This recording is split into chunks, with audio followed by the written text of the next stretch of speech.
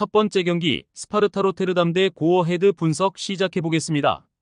4-3-3 포메이션으로 경기를 소화해 나갈 것으로 보이고 슌스케, 로리트센, 베르슈에렌을 활용한 공격 루트를 통해서 득점 찬스를 생산해 나갈 것으로 보인다. 백업 자원인 브림하고 키톨라노의 활약 여부 역시도 이번 경기의 중요한 키포인트가 될 것으로 예상된다. 4-3-3 포메이션으로 경기를 소화해 나갈 것으로 보이고 아데카니, 탱스테트, 에드바드센을 활용한 공격 루트를 통해서 득점 찬스를 생산해 나갈 것으로 보인다. 백업 자원인 바에텐의 활약 여부 역시도 이번 경기의 중요한 키포인트가 될 것으로 예상된다. 아직은 시즌 초반이긴 하지만 로테르담하고 고어헤드 이글스의 풀타임 경기력을 분석해본 결과 양팀 감독 모두 수비지향적인 전술 컨셉을 즐겨 사용하고 있고 전체적인 수비 라인을 자신들의 페널티 박스 부근까지 많이 내린 상태에서 철저한 선수비 후역습 형태인 보수적인 경기 운영을 선호하는 편이다.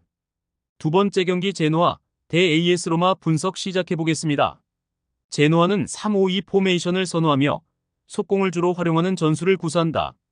직전 엘라스 베로나전에서 0-2로 패배하며 찬스를 만들어내지 못한 모습을 보였다. 비티냐와 피나몬티를 활용한 제공권 중심의 공격 전개가 예상되지만 메시아스의 부재로 인해 말리노프스키니의 롱킥에 의존하는 단조로운 패턴이 계속될 것이다. 수비에서는 바니의 부상으로 인해 바스케즈 보글리아코 드 윈터가 대체 중이며 상대의 강한 압박을 상대로 고전할 수 있다. 로마는 4-2-3-1 포메이션을 기반으로 소울레, 펠레그리니, 디발라를 활용한 지공 전개를 구사한다. 직전 유벤투스전에서 0-0으로 무승부를 기록하며 득점력 부재를 드러냈다. 특히 공격 자원들의 호흡이 맞지 않아 동선 혼란이 발생하며 제노아의 밀집 수비를 뚫기 어려울 가능성이 크다.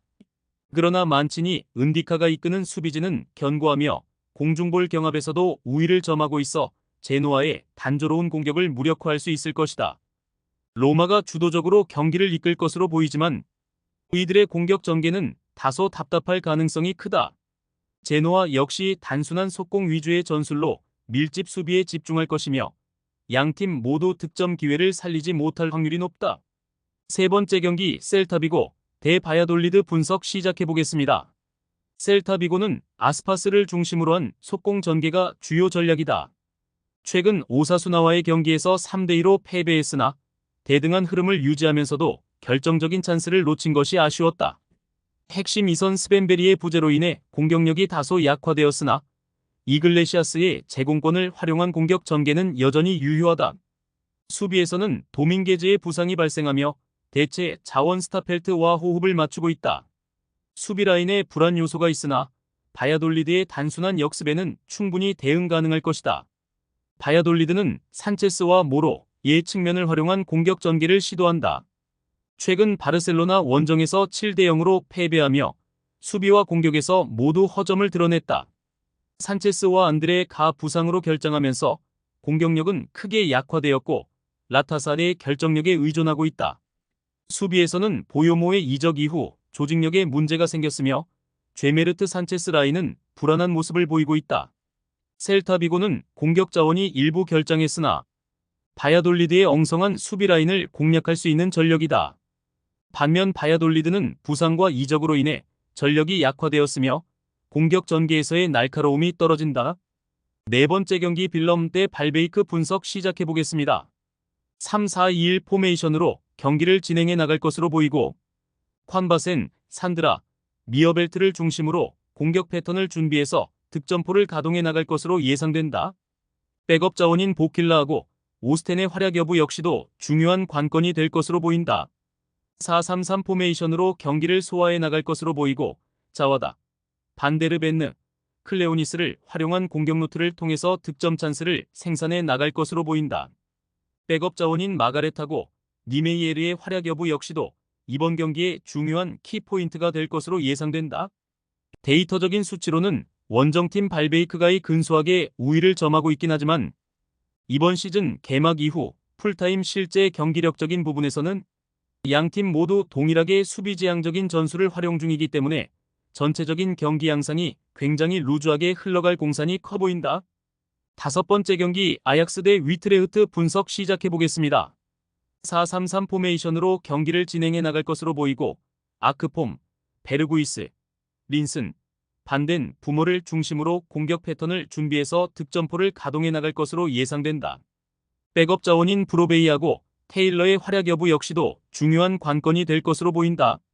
4-3-3 포메이션으로 경기를 진행해 나갈 것으로 보이고 아론슨, 로메니, 이크바를 중심으로 공격 패턴을 준비해서 득점포를 가동해 나갈 것으로 예상된다. 백업 자원인 옌센하고 부스의 활약 여부 역시도 중요한 관건이 될 것으로 보인다. 아약스의 공격 전개 방식을 면밀하게 관찰해 본 결과 아약스의 에이스 베르구이스가 최후방 수비 라인하고 최전방 공격 라인 사이 공간에서 전형적인 박스투박스 움직임을 선보이면서 전방 공격수 아크홈에게 결정적인 어시스트를 공급해주는 공격 패턴을 선보일 것으로 보이는데 이러한 홈팀 아약스의 공격 루트를 원정팀 위트레흐트의 수비진들이 페널티 박스 주변 지역에서 제대로 막아낼 수 있을지 의문이다. 6번째 경기 토트넘 대 아스날 분석 시작해보겠습니다. 토트넘은 4-2-3-1 포메이션을 기반으로 손흥민과 메디슨의 창의성을 중심으로 지공을 전개하는 스타일을 선호한다. 최근 뉴캐슬전에서 2-1로 패배했으며 상대의 빠른 역습에 취약한 모습을 보였다. 최전방 자원인 솔랑케와 히샬리송 2부상으로 결장해 클루셉스키가 임시 스트라이커로 출전 중인 한 공격에서의 기여도가 부족하다. 수비는 로메로와 반 더벤의 빠른 발을 중심으로 안정적인 모습을 보이며 상대의 공격을 견제하는 데 중점을 두고 있다. 아스날은 4-3-3 포메이션을 선호하며 웨데고르와 제수스가 부상으로 결장해 실리적인 운영이 예상된다. 트로사르와 사카가 토트넘의 배후 공간을 공략할 가능성이 크며 하베르츠가 제로 톱 역할을 맡아 연계 플레이를 주도할 것이다. 수비는 가브리엘과 살리바가 중심을 잡고 있으며 라인을 다소 낮추고 팀버와 화이트가 중앙으로 좁혀 수비의 견고함을 더할 계획이다. 토트넘은 공격에서의 부상 여파로 인해 득점이 어려워 보이며 아스날의 견고한 수비에 고전할 것이다. 아스날은 측면 자원을 활용한 역습을 통해 승기를 잡을 가능성이 높다. 최종 조합은 영상 아래 고정 댓글로 말 걸어주시면 오늘 정보방에서 무료로 공유해드립니다. 제발 손해보면서 토토하지 말고 다같이 웃으면서 즐겁게 베팅합시다. 함께 하실 분들은 부담 갖지 마시고 편하게 말 걸어주세요.